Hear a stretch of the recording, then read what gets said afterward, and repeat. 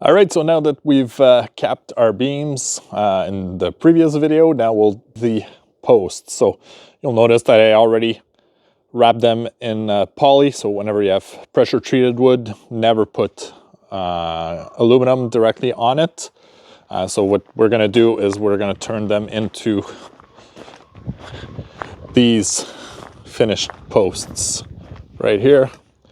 So a little bit, so we'll show you guys how to finish that off to wrap around the beams. So it's very easy, but you'll see it gives a nice finished detail, so there's no seams showing. All right, so the first step, so we'll have, I'll draw it up quickly. So we have our 6x6, looking at it from the top, that is here. So what we're gonna do is we're gonna make a cap that goes like so, and then the other one that hugs over top like this. And then in the corners, we'll have a piece like that. So 1.5 inches here, 1.5 here, and then 3/4 here, 3/4 there. So we'll have 4 of those pieces. And then here we're gonna do 5.5, which is the size of 6x6. So 5.5 plus 5.5 gives us 11. And then I want some returns here. So I'm just gonna make those at 1/2 inch. So that 11 plus 1 inch gives us our 12 inches. So out of one single coil, we'll be able to make our 2 pieces. So I'll show you guys how I do that. And then you'll see too that I bend 2 layers at a time. I also need 80 inches high. So let's get bending.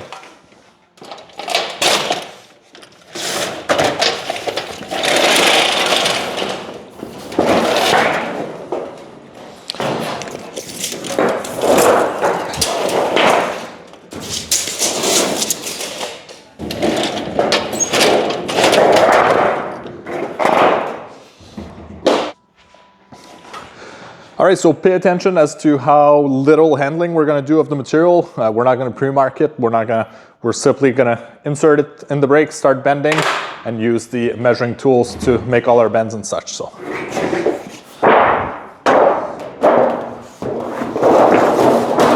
I've already preset the measurements to cut with the cutter at 12 inch.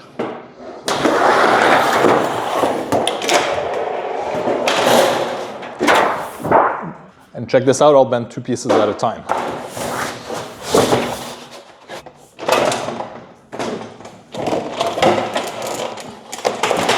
So here's our first bend.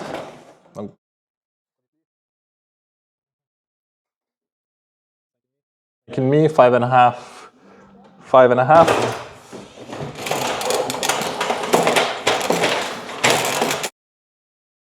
Our second bend. Again, set ourselves up at 5.5, 5.5.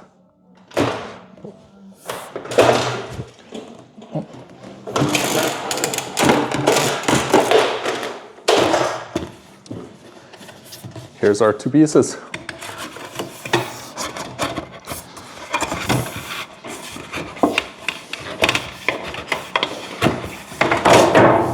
Ready to be installed. All right, so now that it's bent, we've added the layer of plastic over top. We'll just slap those in place. And you'll notice I'm not very precise at the top because there's gonna be a boot that's gonna assemble there. So I'll just put a few nails to hold it in place.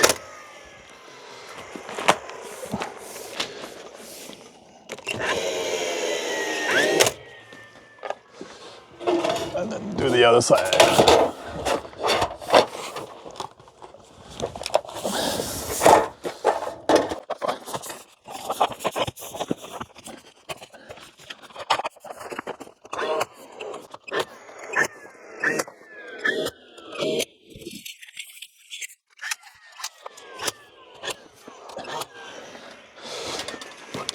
Oh.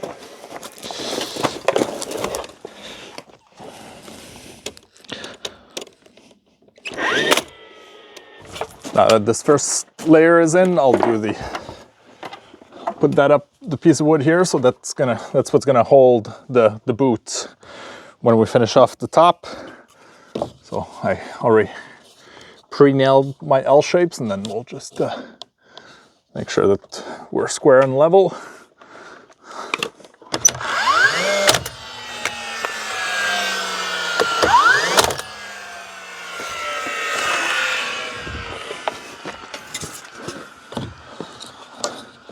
Doesn't have to be super precise because we're gonna cover all that up with the aluminum.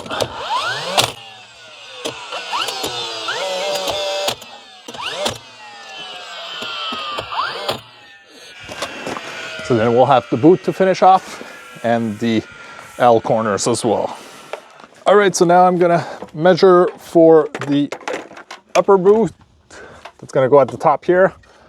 So I'm gonna go out, I always go a little bit more, so I'm gonna go out 1.75 inches this way. So what I'm gonna have to bend now is gonna be like this. So I'm gonna have, I'll bring it over closer, 1.75 inches. And same on the height, I'm gonna go, like I have 12 1/8 that I'm measuring, but I'm gonna go 12 1/4 to give me some flexibility. Quarter, 3/4, double.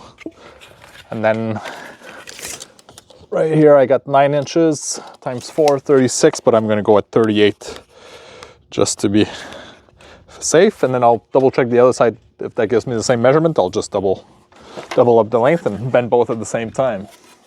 So this is what I'm gonna bend now. So just 3/4 here, a hem, 1.75 inches out. We're gonna go up. So basically the existing 2x4 is gonna go somewhere around there, and then 12 1/4, 3/4, and then we're gonna wrap it around. All right, so now I'll bend the boot. I only need one length because I need 38 inches, so I'll just make one piece to make all 2 pieces. All right, I guess I'll have to switch over to voiceover right now because I did the rest of that video in French for some reason. So we'll just bend the boot for the top. So you'll notice that I'll pull up to a 3/4 inch mark, do my double bend, and I won't finish it. I won't take it out and finish my hem right away because I don't need to switch the side that I'm doing my next bend. So personally, I like to just keep going as much as I can until I need to take the piece out, and then that's when I complete the hem. You'll also notice I'm gonna use my alpha knife for this instance, simply because the way I'm doing it, the cutter would not work because I'm doing all my bends before cutting it to length, but it just allows me to have to put the piece in one single time and that's it. And then I can have the piece finished completely by the time that it comes out of the break. So do my last 90, and then I'll be doing my cutting. So I need, again, 5/8, 3/4 of an inch for the last piece. And now is when I'm gonna take the razor blade knife and cut the whole way through, so that this is obviously something that could not be done with the 2-way cutter. So that's why I go with the razor blade for that. So I'm done with the voiceover, so I'm back at it now. So that's it. The piece comes out of the break, never needs to go back in. So yeah, you'll notice I didn't use any measuring tape. I just slid the piece in, and you got to change your mindset a little bit, but it makes it a lot more efficient, a lot quicker. There's less chance of damaging the material by going in and out of the break. So now it's all bent, ready to be installed. All right, so now we're gonna bend the L shapes to make up the 4 corner posts. So pay attention as to how quickly this is gonna bend. We'll be able to cut them and bend them. So we're gonna preset our material stoppers, and then we'll get bending with the magnetic measuring tools.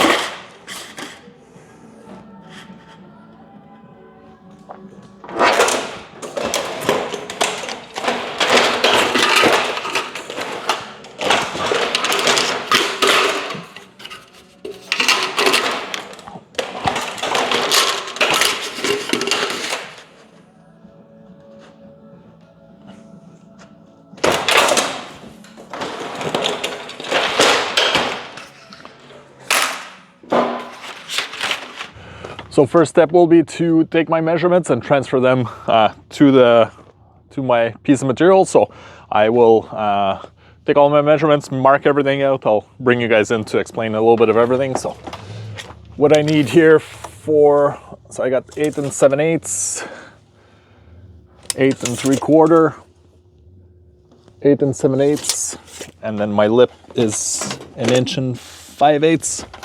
So we're gonna go 8 5/8. So I'm gonna go to 9 inches at every step. So what we're gonna do is mark out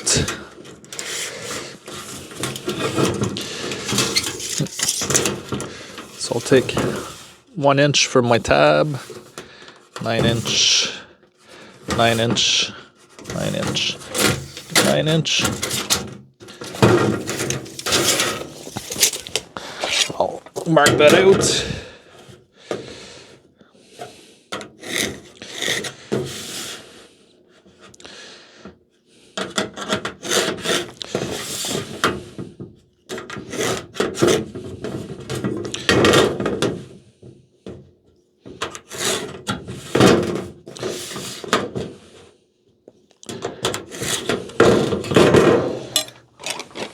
So what we're gonna do is we're gonna take this and we're gonna wrap it around the whole top of the beam. So I'll finish marking off everything. So now I'm gonna mark out the beam pockets and then we'll get that sorted out. We'll get that marked out and then we'll do the bending. So I'll show you guys how everything works beforehand. Now my joint is gonna be at the 2 ends and I want that to be on this side just so that it doesn't show from the backyard. So I'm gonna figure out my beam pockets then.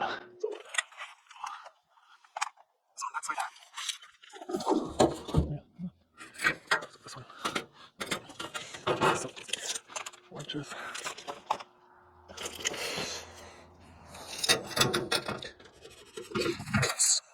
Three and 5/8 here. I gotta calculate my 1 5/8. I got 2 inches on that side and then 7.5.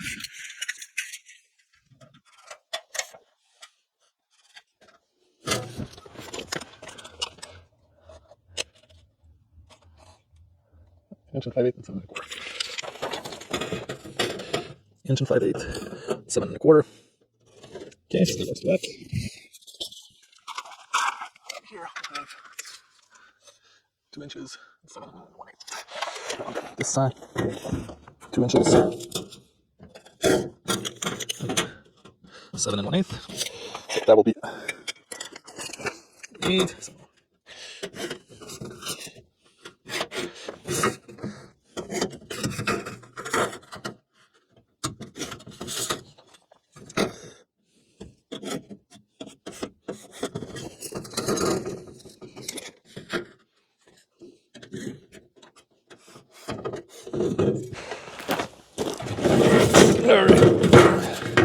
All right, so this is what we've marked so far. So this tab here is where it's going to fold in.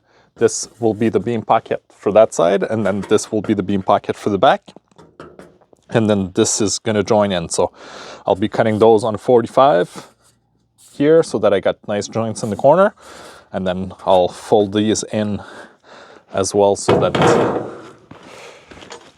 to give it more rigidity along the way. So I'll cut all that up and should be able to see what I'm doing as I'm progressing.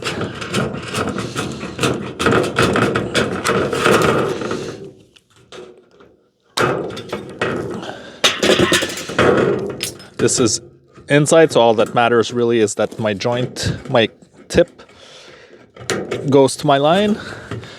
The angles don't really matter.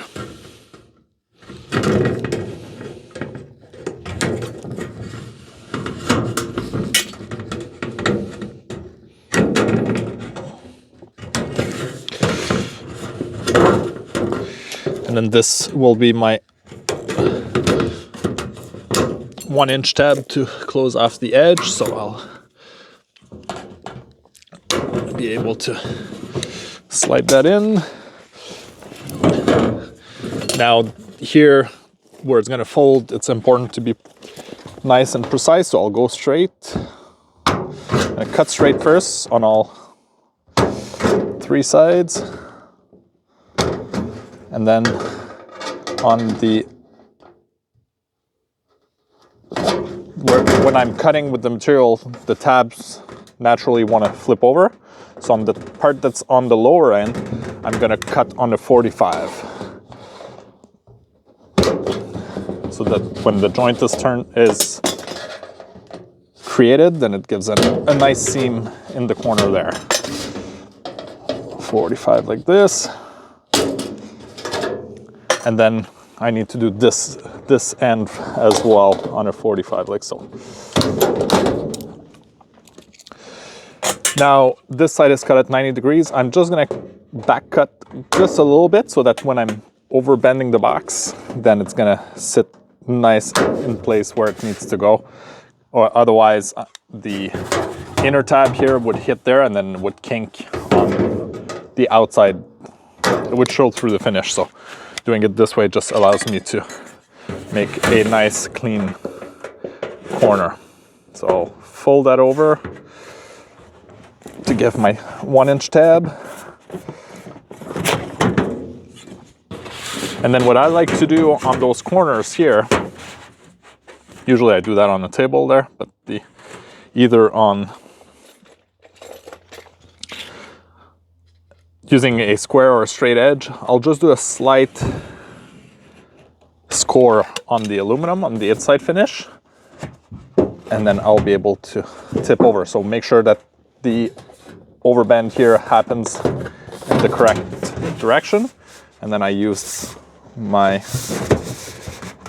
this as a backing to allow me to close off the edge. Nice. Before I get too far though, I should have cut out those pockets, so I'll do that first. So these tabs here is where we're gonna fold along, and then we're gonna fold the tabs up to give a little bit more rigidity. I'll just keep scoring that so that I can fit that in the way, and then, but before I bend them, I'm gonna cut out the other features.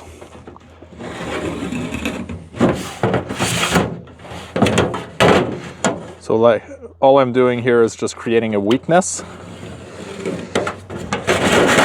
so that it makes it easier to make a nice, crisper corner like so, otherwise it would be even rounder than that. So I'll just cut that up.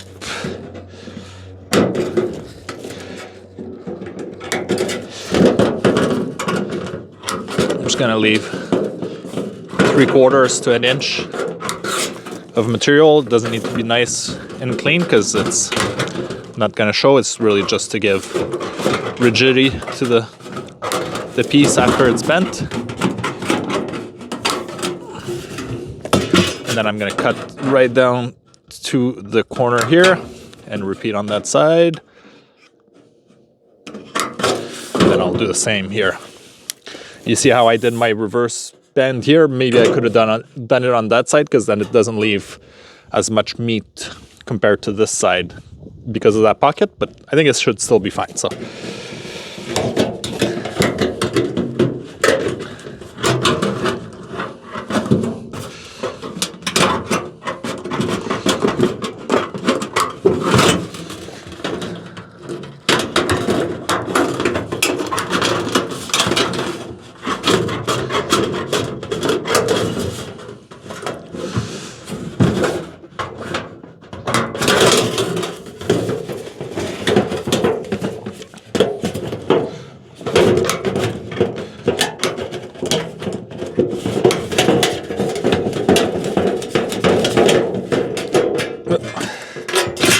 this is why I should have cut that up before. I would need my snips from the other way. I'll do it this way and I'll be fine. Okay, so I'll keep bending that away.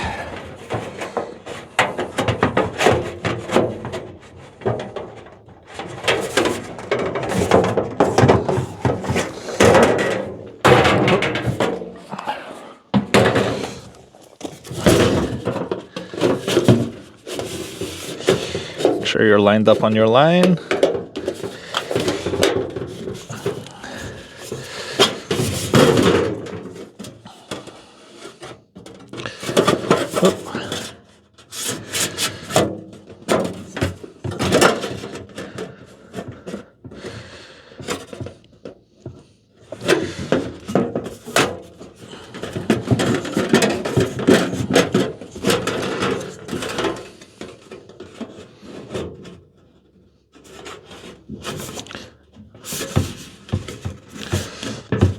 See, I would have had a little bit more rigidity had I done the tab here, this tab here on that end, but it is what it is at this point. It's one of those, might as well keep going and see what it looks like. Otherwise, you gotta remake a base anyway, either way. So if we can save that one, all the best. If not, we'll just remake another one. 90 degrees like that. 90 on the bottom here.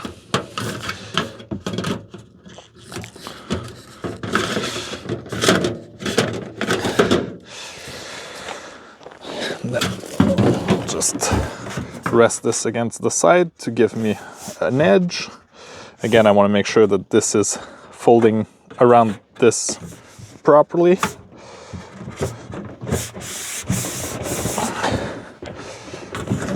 This way. Probably the garbage can is not the most ideal work platform neither, but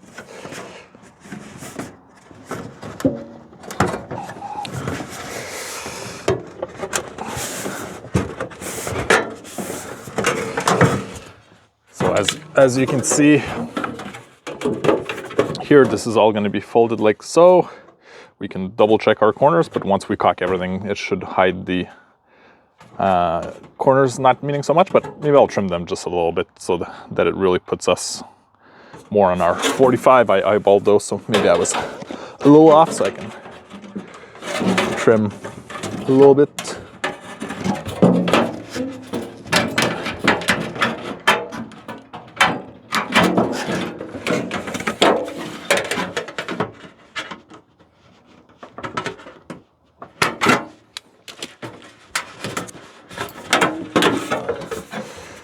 There you go.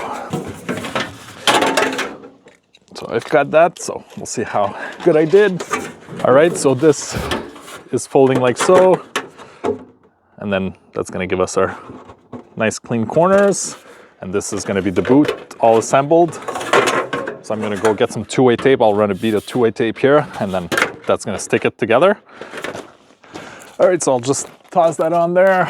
It's a little chilly today, so it might not stick the best, but we'll try it out anyway.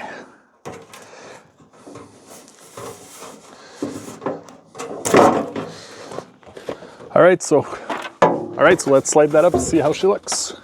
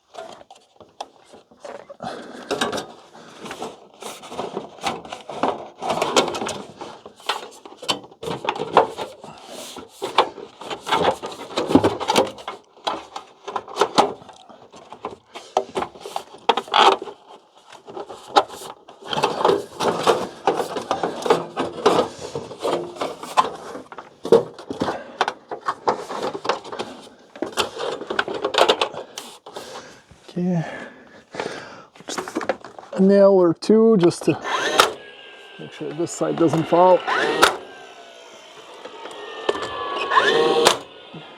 Then I'll go line up the other side, see how it looks.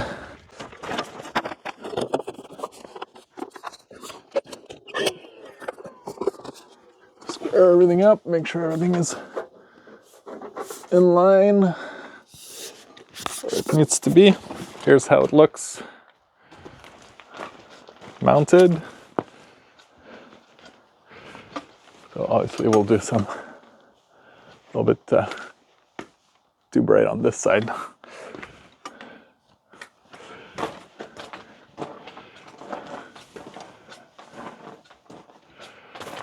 So we'll do some, we'll put some caulking bead all around to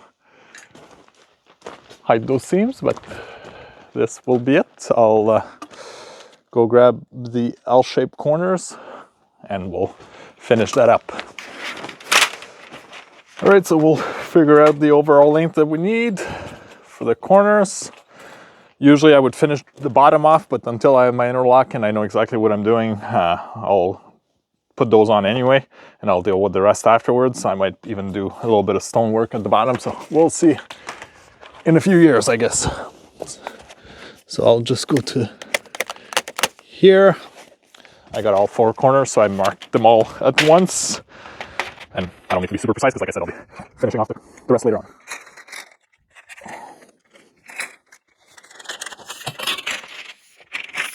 All right, so now I'll install those trims on the corners. So that's gonna give an added layer of protection to the corner, adds another detail, and also hides the seam that we have on that piece. So to glue those in place, I simply use exterior caulking. I'll use my leftover tubes or odd colors that, you know, I had to buy for a previous job that I never ended up using. So this is really just to kind of allow mounting of those pieces to the posts. So what I do is I run a bead on one side here, just inside the double bend.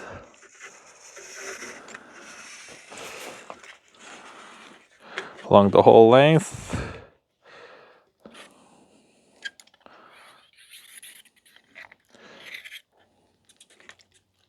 Same thing along the other side.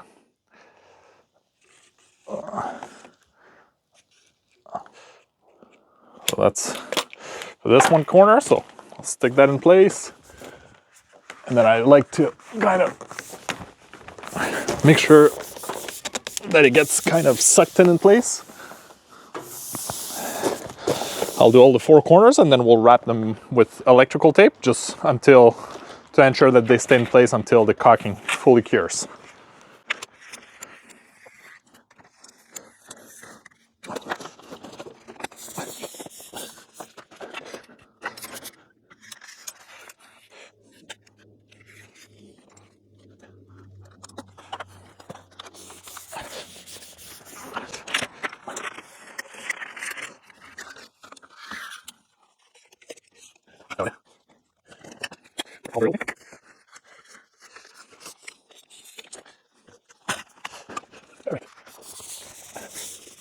So make sure everything is nice and tight.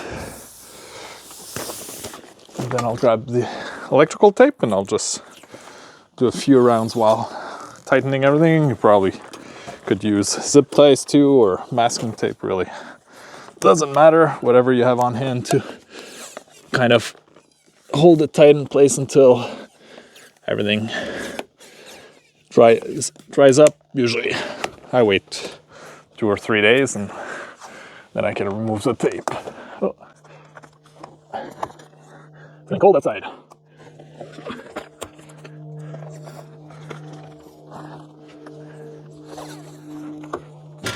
All right, so last step will be to caulk the seams in place.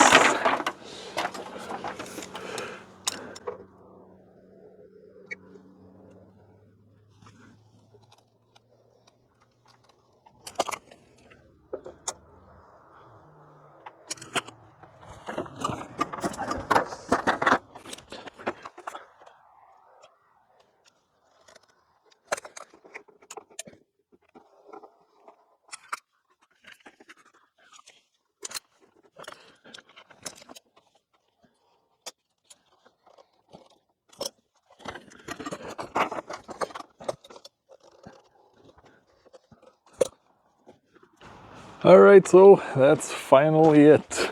So the top is done. So obviously as it'll dry up, I'll remove the tape, but that gives that little detail of how. So that's it. So as you can see here, this is all done. So this one's finished. That one I had done the bottom as well. So there's a 2x6 here, same idea as we did up top. I did a U shape on that one, and then I did a separate U shape about 1 inch tall. I do this in case that this eaves up when it freezes in the winter. Worst case, this will squish up and it won't pull up the whole thing. So I think there's 1 inch on this one, and then there's about 1 inch play here too. So in theory, I could have 2 inches of eaving, but it's really got a lot of drainage underneath, so I'm not too concerned. But even all the hot tub here is all done in aluminum capping. All the outdoor kitchen section is also all done in aluminum capping, and I did obviously a stainless countertop over top. So whenever you put your mind to how you can use different products, it gives a lot of different options on how to finish off any area, really. Thanks for watching, and if you have any other questions, just give me a call, reach out. Thanks for your time, and I hope you learned a few things.